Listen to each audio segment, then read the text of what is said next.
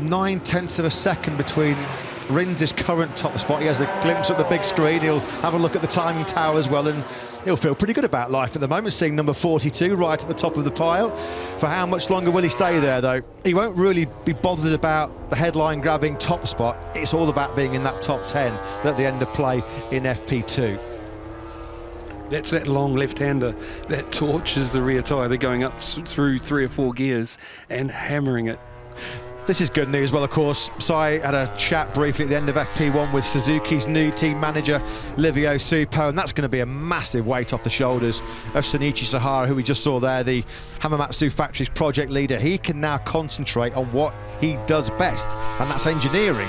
He's a technical guy. He's not a man manager. That's not being disrespectful to him, but that's not his strong point. And communication with the factory instead of focusing on press stuff, yeah. And of course, with the arrival of Livio Supo, we know Livio is not going to be shy at expressing his feelings. Priority number one, though, at the moment will be to get his 2 men signed up for 2023. He said yesterday, clearly, both of them have the potential to be title contenders.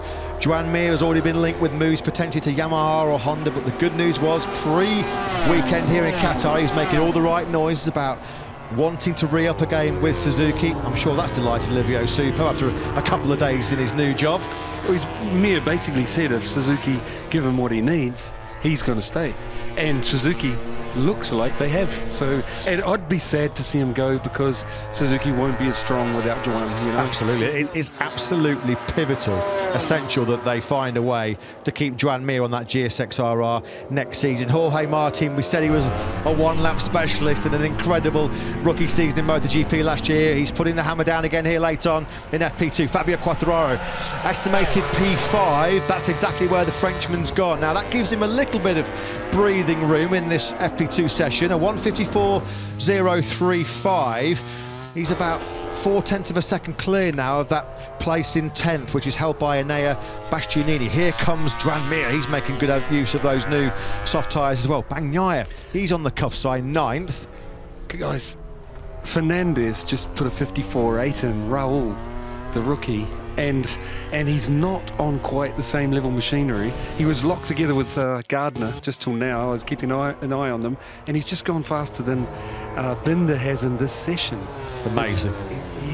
Yeah, really amazing. The limited time he's had in that package, as well as Jorge Martin does indeed go up into 2nd place.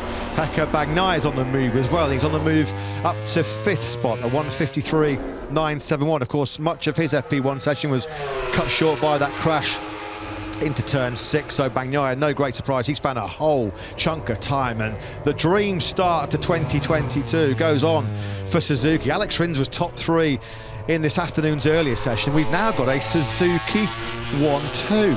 How about Livio Supo? He's going to be pinching himself. That's magic. It just shows at this fast track, you know, because they're already good through the infield, that Suzuki have brought what they needed to. It's magic.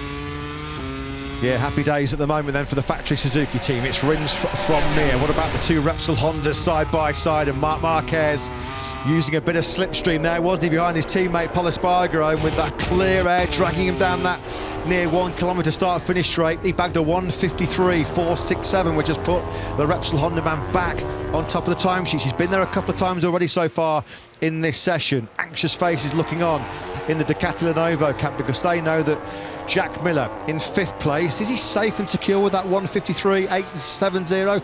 Possibly. 60 seconds, 1 minute remaining of this intriguing second free practice session. Q2 spots without any question up for grabs here in Qatar. Morbidelli on the move as well. Good spot sire, 1:53.845. Now then, who's in the danger zone? Who needs to find time? Oliveira. Binder certainly does, who was quickest this morning. There is Morbidelli just running wide in the first corner. Joan Zarco was a real top qualifier last year. He's down in 18th place. Aleix Espargaro, who's been at the top of the timesheets on a couple of times in this session as well, has been dropped down to 10th. He's right in that danger zone. Brad Binder's just found half a second, and that's put him up to 14th, but still not good enough. Still not good enough.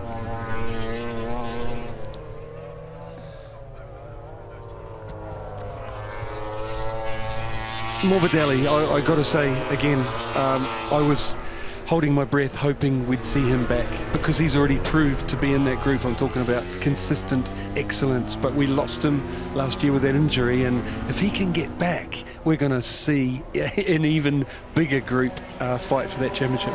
Only 2 years ago, less than 2 years ago, Si, he was second in the World Championship, was he, on that Petronas Yamaha. Checkered flag is out then, and it looks like we might have some late drama coming up here. There are some really impressive lap times coming in from the likes of Alex Rins, who's just seized top spot back with a 1:53.432. So he's safely through, no question about that. What about Bastianini, 11th at the moment? Has he snatched a place in that top 10? No, he misses out at the moment by just 300ths of a second. You can see frustration there for the new Grazzini camp. It looks like Rins, Marquez, Mia, Martin, Morbidelli are going safely through. Aleix Espargo with a late charge. He's not happy about it. In fact, he's very frustrated about it, but a 1:53.886. He does wear his heart on his sleeve, doesn't he, Aleix Espargaro? Someone was in his way, weren't they? Clearly very animated and upset. Now that Alex Rins already leads the way, can he better that 1:53.432 and consolidate his place at the top of the bar?